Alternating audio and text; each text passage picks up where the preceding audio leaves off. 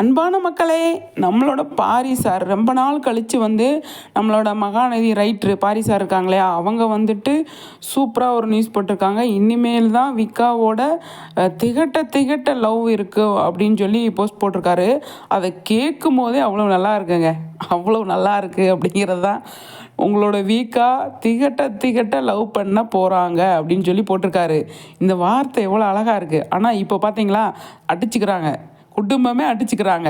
அப்போ வந்து அந்த சீன்லாம் எப்போ வரும் சொல்லுங்கள் சார், பாரி சார் சொல்லுங்கள் அப்படிங்கிற மாதிரி. ஆனால் வருது அப்படிங்கிறது மட்டும் உறுதியாக சொல்ல முடியும் அப்படின்னு அவர் வந்து சொல்லியிருக்காரு.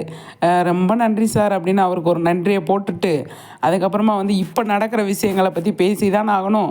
அது எப்போ வருமோ தெரியலை. நீங்கள் சொல்கிறது திகட்ட திகட்ட லவ் பண்ண போகிறாங்க அப்படிங்கிறத வந்து நீங்கள் சொல்கிறீங்க, அது எப்போ வரும்னு சொல்லி தெரியல. ஆனால் நாங்கள் நினைக்கிறது இப்போ என்ன, இந்த குமரன் அடித்து மழுக்கட்டுறாங்களே அப்படிங்கிறது தான். பார்க்கலாம்.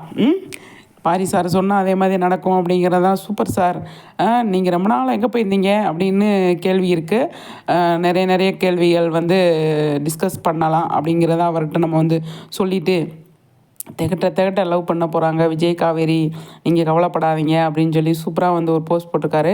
அதில் வந்து நம்ம வந்து நிறைய விஷயங்கள் நமக்கு கன்வே பண்ணியிருக்காங்க அப்படின்னு தான் சொல்லணும். நிறைய விஷயங்கள் நமக்காக சொல்லியிருக்காங்க.